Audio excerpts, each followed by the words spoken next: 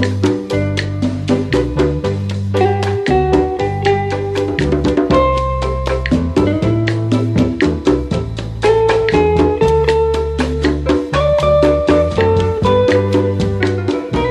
Ghana Partnership for Education grant, Gpeg, is a $75.5 million grant from the Global Partnership for Education Fund to be disbursed over 3 years with the aim of supporting the decentralized mechanism for basic education expenditure. The Gpeg has a project development objective to improve the planning, monitoring and delivery of basic education services in the beneficiary districts. The project became effective on the 15th of February 2013, while funds started flowing from April 2013 at the schools, districts, regional and national levels. The grant is implemented by the Ghana Education Service in 75 most deprived districts, dispersed over 8 out of 10 regions in Ghana. At the inception of the intervention, the targeted districts were 57. However, the targeted districts increased to 75 as a result of splits in some of the original beneficiary districts. The total project financing is $75.5 million, out of which $70.486 million have been drawn down as at 31st December 2015. A total sum of 202.8 million Ghana cedis has been released as at December 31, 2015 to carry out activities under the 3 components of Gpeg: district level grants to each of the 75 districts, school level grants to all public basic schools within the 75 districts, program management, institutional strengthening and monitoring and evaluation of project activities. The objectives of the district grant is to provide annual non-salary resources to deprived districts as a supplement to existing resource flows to support districts' annual programs of work, as well as government strategic priorities. A total sum of 107.15 million Ghana cedis has been released under this component as of 31st December 2015. Expenditure on district grants were made on 4 major pillars to promote education delivery in the districts. These are access, quality, gender and management. Under access, 345 classrooms have been rehabilitated, 82,991 dual desks have been purchased and distributed. People who used to sit on the floor no longer sit on the floor because of the provision of dual desks. A lot of dual desks have been purchased through the Gpeg fund, and most schools now have schools, especially the deprived areas. They now have the equipment, the tables and chairs that they need. Furthermore, 155,781 pieces of assorted items have been purchased and given to school children as incentives to encourage them to go to school regularly. These items include bicycles, footwear, uniforms, school bags, notebooks, mathematical sets, solar lamps, and calculators. When I was not having this bicycle, sometimes I may come to school or I may not come. But this time, when the bicycle is being provided to me, I'm not absenting myself from school again. I live in a village. From like there to here is 7 kilometers far. And after this bike was given to me, now I come to school early every day, but since it was not given to me, I used to come to school late, and sometimes I may not come to school. The program has changed their lifestyle, because sometimes we used to see them in slippers, torn sandals, torn bags, etc. But now we can boast of the fact that they are neat. They look like students in other places who can afford to do better than them.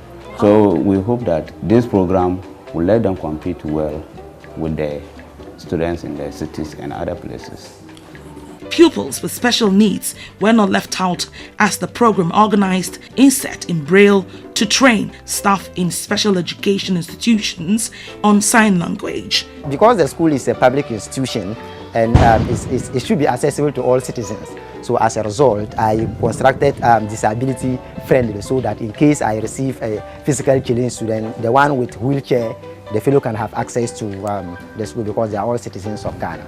Activities embarked on to improve quality of teaching and learning included 384,885 teaching and learning materials, 6,238 number of various items as incentives to motivate hardworking teachers accepting postings to underserved areas. You would see that schools are more vibrant. I mean, when you visit the schools, they have teaching learning materials on their walls. They've taken the initiative to bring in water. They have hand washing. All these things are things that were there already, but the school is more enabled to do it. They have set up systems for motivating teachers. So the teacher who comes to work earliest consistently for a month is giving maybe a token amount, you know. Over 52,286 teachers across the basic levels participated in in-service training in various subjects to improve the quality of teaching. The subjects included mathematics, science and literature, gender and early childhood education. 424 gender-friendly toilets and 672 gender-friendly urinals were constructed to encourage girls to attend school.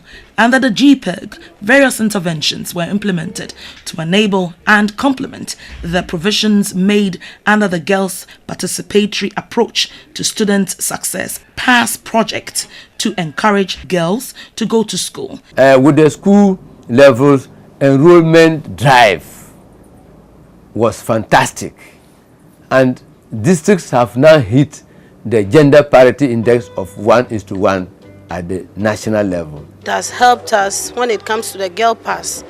A lot of our girls who were having a lot of challenges with their school bags, sandals and even uniforms and even books, it has helped us a lot. Most of these girls benefit, and it has helped my school so much. It has also helped us to get a lot of facilities. We have a girl-friendly urinal, which we wouldn't have gotten without the fund. So I think it has been so helpful. At first, when the Gpeg didn't give me the sanitary pass, I used a rack, but now it was good. So now you use Sanitary pass. made these girls to know that they are also important, because you realize that their basic needs in school are done by only their mothers. Their fathers don't help them. So with these items, actually most of them have changed, their attitude have changed in terms of coming to school regularly and even sitting down to concentrate in the class. Activities such as organization of girls' camps, STI clinics, mentorships, community sensitizations, supporting pregnant girls and adolescents to complete school, etc. The Girls Pass project is sponsored by the Department for International Development, DFID, and aims to provide scholarship packages to girls in JHS from underprivileged backgrounds such as orphans. It was first piloted in 21 districts and was scaled up to all 75 Gpeg districts in the 2014-2015 academic year. Currently, over 55,000 students are benefiting from the project. The total amount released to the project till date is £5.318 million, which translates into 27.434 million Ghana cedis, out of which 24.261 million has been spent. In the area of management, 283 pieces of office furniture as well as 1,249 pieces of office equipment, including 18 cars, were provided. Teachers were also provided with 6,328 tables and 6,736 chairs to improve education service delivery. To sustain the program and ensure the grant was used appropriately at the various levels, head teachers were trained on the use of school grants. Teacher appraisal systems were also instituted under the Gpeg. Training and capacity building in SMCs and PTAs about SPIP, SPAM, SRCs, gender sensitive education, and special need education were not left out. Under the program, workshops for head teachers on the new GES standards for safe school environment were organized, while 5,435 cupboards were purchased to aid storage of books and other items. Another component of the district grant is the Untrained Teachers Diploma in Basic Education UTDBE program. A sum of 19.451 million Ghana cedis was spent on 6,548 untrained teachers, 2,456 female and 4,092 males to undertake a course leading to diploma in basic education. The support covers the trainees' tuition, administration and user fee charges, modules and assessment fees. The UTDBE program, which is a 4-year program, started in August 2012 and will end in September 2016. The project objectives were to improve the quality of teaching and learning, especially in the underserved communities, and to reduce the percentage of untrained teachers in the system. The Gpeg program has enabled us to train teachers in ICT, which is relevant especially these days. We have had management training for head teachers. We have carried out insert programs in science, maths, and then English. We have also trained some office staff in ICT. It is expected that on the completion of the program, the teacher trainees who have become qualified teachers will remain in the schools for at least 2 years. The project is also providing school grants to complement government's capitation grant in all public basic schools in the beneficiary districts. The funds are released in 2 tranches a year, a base grant and a per capita grant covering 12,036 basic schools. A total sum of 58.700 million Ghana cedis has been released to these schools to support the implementation of their school performance improvement plans, which is SPIP. 17.558 million Ghana cedis was spent on the program management, institutional strengthening, as well as monitoring and evaluation. Activities include capacity building for various offices from the national to district levels, training and refresher programs on financial management, procurement, monitoring and evaluation, and ICT for the management at the implementing levels were undertaken. Periodic workshops were organized to collate financial and status reports, while a number of monitoring visits were made to the implementing regions, districts and schools to assess progress on implementation. When Gpeg was introduced, the authorities always do training for us. So for instance, when it comes to detailed costing of the budget, I am able to do it. And then budget thing for the year too, I am able to do it without any difficulty. And officer assessments were also necessary. This component also include impact evaluation, studies to document and evaluate project results to inform future policy formation. The impact is immeasurable in the sense that before the introduction of Gpeg, there was a very big problem, a very big gap in terms of monitoring and supervision. And with the arrival of Gpeg, monitoring has been intensified at all levels. With Gpeg, we're able to maintain the vehicles very, very well, and the monitoring continued as we programmed ourselves. The performance of the above stated Gpeg activities has contributed to improvement in the education delivery in the beneficiary districts.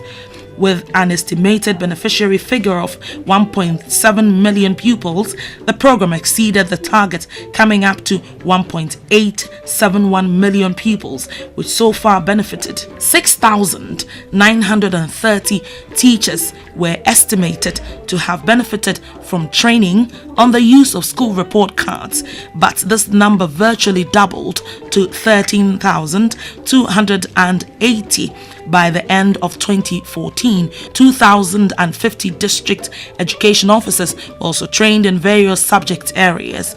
Public basic schools in deprived districts with up-to-date school report cards moved from a baseline of 0 to 98%. This exceeded the target of 75% by the end of the program. Preparation of school performance improvement plans have improved with the involvement of school management committees and school activities upgraded. Monitoring in deprived schools have improved tremendously, with all schools in the beneficiary district receiving at least 2 visits from circuit supervisors in a term. The project is positive about reaching the target of P3 proficiency in English and mathematics of 16% and 13% from 12.3% and 9% respectively. The government applied and received approval for the extension of the project's closing date by 10th month to August 31, 2016. This request is critical for the effective completion of project activities covering the final year of the UTDBE program and provide ample time to document the project lessons through impact evaluation studies. In conclusion, education outcome in the deprived districts have indeed been catalyzed. With the end of the project approaching in August 2016, it is hoped that the Ministry of Education, together with all other stakeholders, will come out with a sustainable plan to help sustain the gains and lessons learned from the implementation of the project. My hope is that maybe this, when this program finish, the government of Ghana would come in and extend it to other schools so that they could also benefit.